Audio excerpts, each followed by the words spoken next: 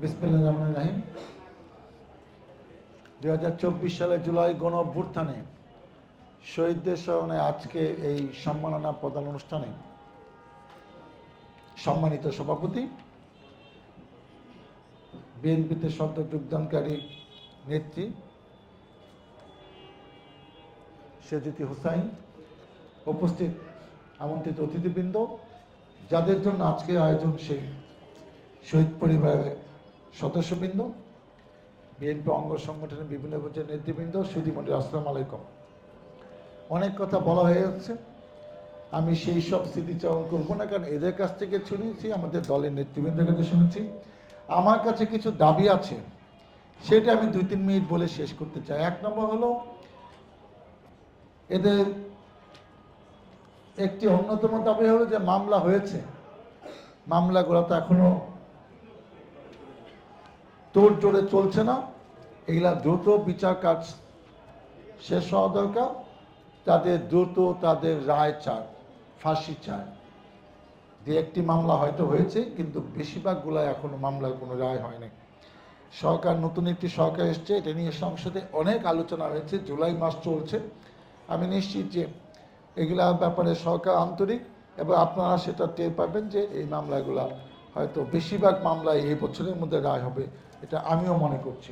এবং এটার জন্য কখনো বলতে হইলে আমাদের আবার 2 মাস পরে সংসদ বসবে, আমি সেখানে সেটা উপস্থাপন করব।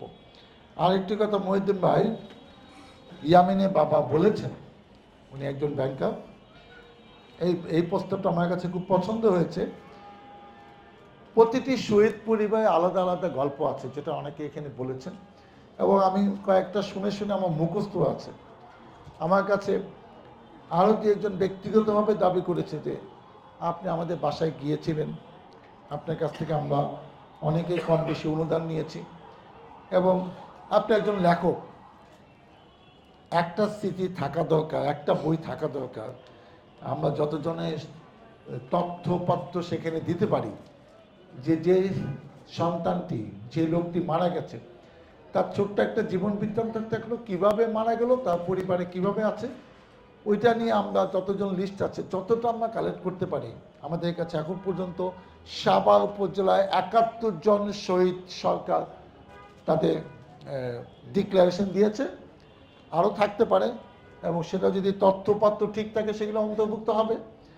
তো আমিও চাচ্ছি যে মহিউদ্দিন ভাই বলেছে যে আপনি একদিন যদি আলাদা আলাদাভাবে দেখে দর্জন করে করেন, তাহলে তো আমাদের 3-4-5 দিনে আমরা এই কাজটা করতেও পারি। এবং অনেকে বাসা যারা এখানে আছে তাদের বাসায় গিয়েও আমরা সেই সাক্ষাৎকার করতে চাই।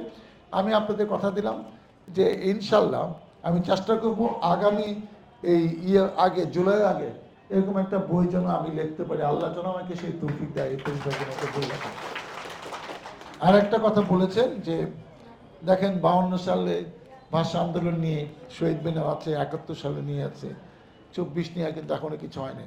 এটা কিন্তু একটা সরকারি সিদ্ধান্তের ব্যাপার, এবং আমার যেটা মনে হয় যে এটাও একটা পজিটিভলি সিদ্ধান্ত হবে যে যেহেতু তারা এতজন, একটা নতুন আন্দোলন, নতুন দেশ, নতুন গণতন্ত্র, নতুন স্বাধীনতা, তা আমরা তো সেটা দেখতেই চাই। এবং এদের উসিলে আজকে আমরা দাঁড়িয়ে কথা বলছি, সাভারে আসতে পেরেছি, একটি নতুন সরকার গঠিত হয়েছে, ইলেকশন হয়েছে, জনগণ ভোট দিয়েছে। তা আমরাও চাই এরকম হোক। আমরা সেই 5ই আগস্ট সেখানে গিয়ে আমরাও ফুল দিব, তো সেটা তো হওয়া উচিত, তাদের তো একটা সান্ত্বনা থাকা দরকার। আর সর্বশেষ যে কথাটা বলতে চাই হয় কি, মূল্যায়নটা ভিতর থেকে আসতে হবে, তাদেরকে গুরুত্বটা আমাদের সবাই ঐক্যবদ্ধ দিতে হবে। আজকে আপনারা যতটুকু কিভাবে নিয়েছেন জানেন না, তাদেরকে আমরা গুরুত্ব দিচ্ছি। আমাদের দলে অনেক নেতৃবৃন্দ বলেছেন যে তাদের কথা আমরা শুনবো, আপনি বলে শেষ করে দেন, আমরা সারা বছর বক্তৃতা দেয়, আজকে একদিন আমরা বক্তৃতা না দিলাম।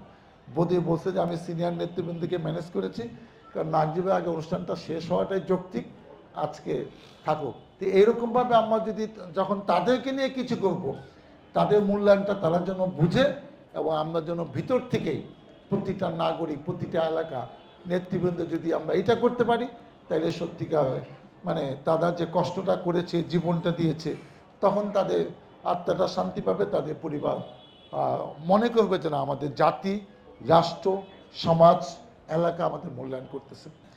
এটা হবে, কারণ এই চেতনা তো ভুলে যাওয়ার মতো না।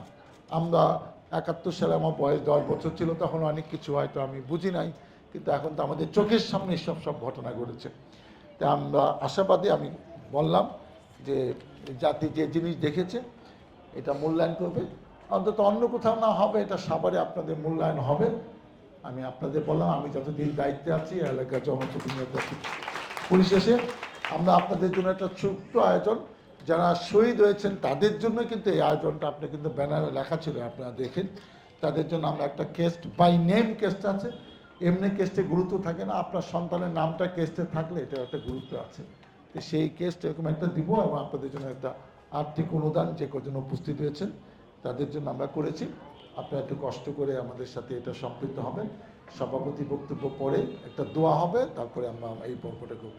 সবাইকে অনেক অনেক শুভেচ্ছা ও ধন্যবাদ। আল্লাহ হাফেজ। যারা শহীদের পরিচিতিটা পাইছে, এটা তো তারা আত্মীয়স্বজন পেয়ে গেছে, কিন্তু কিছু যে বেওয়ারিশ হিসেবে দাফন করা হয়েছে, এটার কি পদক্ষেপ নেবেন? হ্যাঁ, এটা পদক্ষেপ নিব, কারণ আমি কিন্তু বলেছি যে অন্য কোথায় হবে না হবে, কিন্তু সে তথ্যপথ আমাদের থাকতে হবে।